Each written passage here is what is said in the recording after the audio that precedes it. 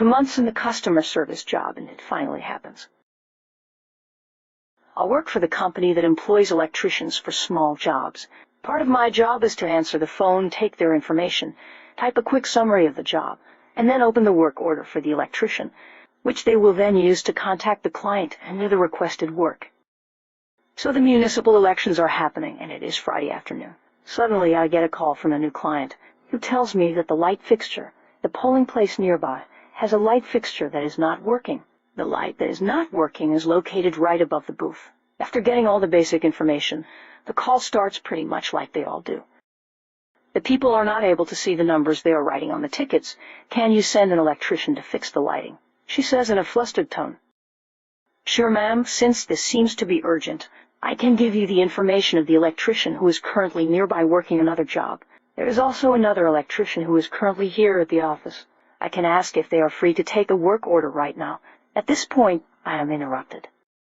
Yes, this is very urgent. Go and talk to the one who is there right now. We are located about 15 minutes away from the polling location, so this might be faster, considering that the electrician who are currently on the job can't really just leave to do another job. So I take the phone with me and head toward the break area to talk to the other electrician. After walking around the warehouse, I find the electrician talking to his phone, most likely with another client.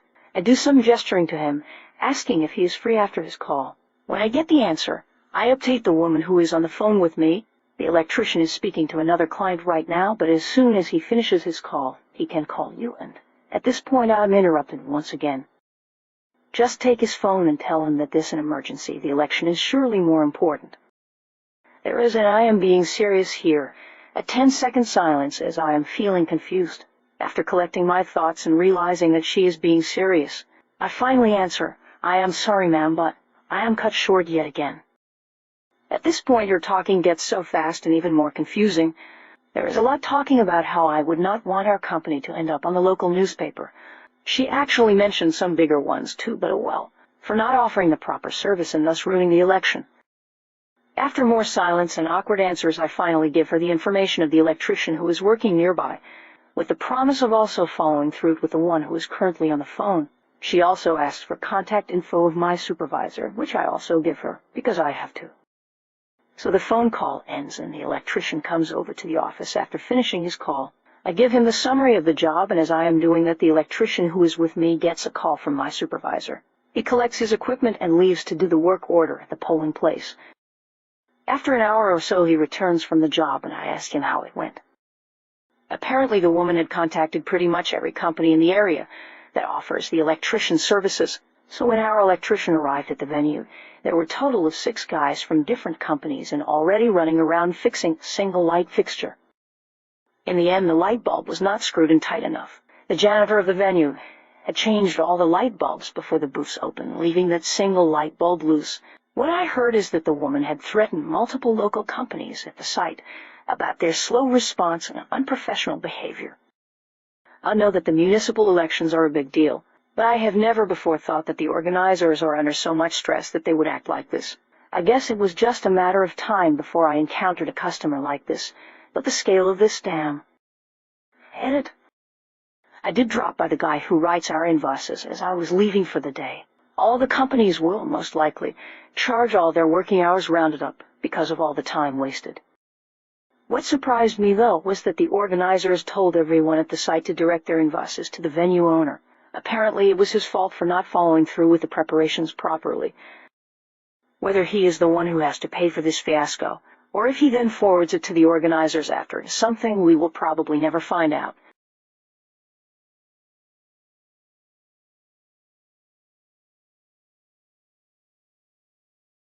Entitled Man Steals from Customer. This story belongs to my beautiful wife, who is a department manager in a major regional grocery store in our area. It is from that time last year, 2020, when buying a roll of toilet paper might require a bank loan. On the day in question, the store had finally gotten some DP into stock the shelves with, but was limiting it to 1 package per customer, including employees. Since several members of her team were in early to help restock before they opened for the day, they had all set aside a package each to purchase before they left for the day. About mid-morning, A young lady was lucky enough to snag the last package on the shelf, put it in her cart and continued shopping. A few minutes later, she was shopping near Beautiful Wife's department in the backmost corner of the store. He turned to choose an item from several options on the shelf, and as soon as she did, an entitled man swooped in and took her cart, and took off toward the front of the store. Startled, the young lady yelled out, "What are you doing? That's my cart." The entitled man did not slow down a bit but just yelled back before turning the corner, "Nope, I need it more. I've got kids at home," and was gone. The young lady was frozen in shock and disbelief. Beautiful Wife had seen this from her department but knew they would never catch the guy. He would ditch the cart and self-check out the TP and be gone before they could get there or even get someone to pick up a page. The TP was plain gone. She calls her team together, and they make a quick plan. One of them goes to find the cart with the rest of her stuff in it. They found it. Another of them retrieved a couple of the packages of TP they had reserved for themselves. Beautiful Wife approached the young lady, comforted her, and asked her to come over to Beautiful Wife's department. Now, because of the nature of Beautiful Wife's department, she has a register there and can ring customers up. Before the young lady realized what was happening, they had her rung up with 2 packages of TP, all the bags in the cart ready to go, and asked how she would like to pay. She nearly started to cry. After she paid, Beautiful Wife told her, "Now take these things to your car and secure them before you continue shopping, okay?" The young lady agreed and left rapidly. Beautiful Wife's team shared the remaining packages, and at no time during the shortages did any of them run out of TP.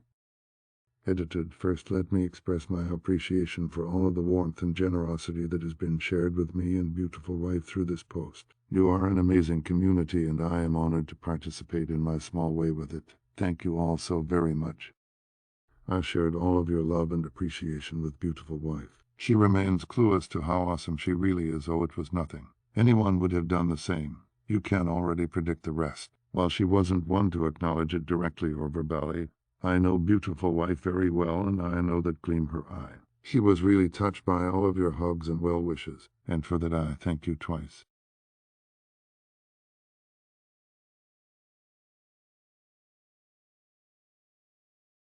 Entitled Lady Always Gets Rotten Salads. This story belongs to my beautiful wife, who is a deli manager in a major regional grocery store in our area. She runs a tight ship and likes to keep things clean and up to date. So imagine her surprise when a customer, let's call her the entitled lady, reports that 8 out of 8 box salads, think macaroni salad, potato salad, that sort of thing, she had just bought were all bad. Entitled lady, I just bought these 8 salads and every single one of them was spoiled and inedible. Beautiful Wife, I'm sorry to hear that. It surprises me. Do you have them with you? I'll be happy to exchange them. Entitled lady, no, I threw them away, but I have the receipt. Beautiful Wife looks over the receipt. It is recent, like a day or 2 old, and all in order. Against her better judgment, she errs on the side of good customer service and replaces the 8 salads just on the basis of the receipt. That was Monday. Come Wednesday, Beautiful Wife is working on the fryer when she hears a familiar voice telling one of her team, I just bought these 8 salads and every single one of them was spoiled and inedible. Beautiful Wife steps forward and says, I've got this. And the entitled lady does not look pleased to see my wife again. So still all bad, did you bring the salads back with you to exchange? Entitled lady, no, they're too disgusting. I threw them all away, but I have the receipt. Beautiful Wife, the trouble with it is that I can't send your receipt back to my vendor for credit on the bad salads. I need the salads to do an exchange. Entitled lady, you didn't need them last time. Beautiful Wife, actually I did, but I took you at face value and ate at that time. That is not something I am inclined to do again. Entitled lady, starting to rise like a cobra ready to strike. How dare you address me like that? Don't you know how good a customer I am to this store? I want to talk to the manager. Beautiful Wife, well, sweetie, that would be me. No spoiled salad to exchange, no exchange. At that, entitled lady storms off in a huff. Beautiful Wife checks with the rest of her team. It becomes clear that at least twice in the last week the entitled lady had hit the deli during their busiest times, and gotten new salads without having brought back the purportedly bad ones. That's at least 20 for free salads over the last couple weeks. Right about then, Busy store director comes storming over with the entitled lady in tow. What's this I hear about you insulting our customers, beautiful wife?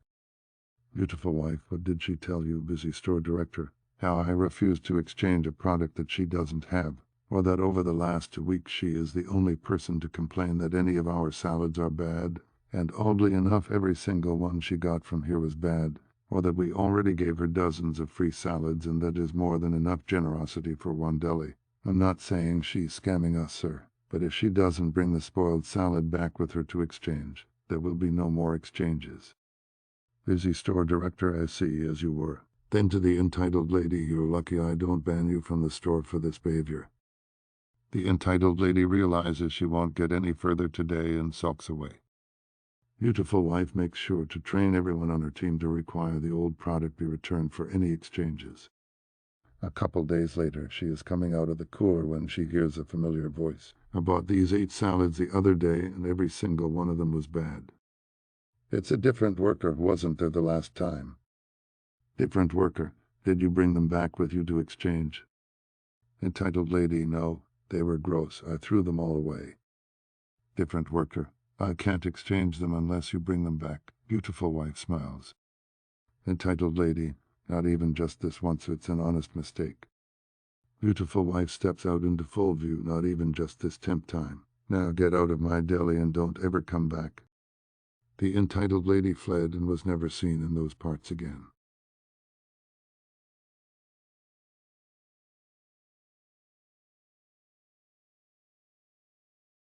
Check out my other great videos.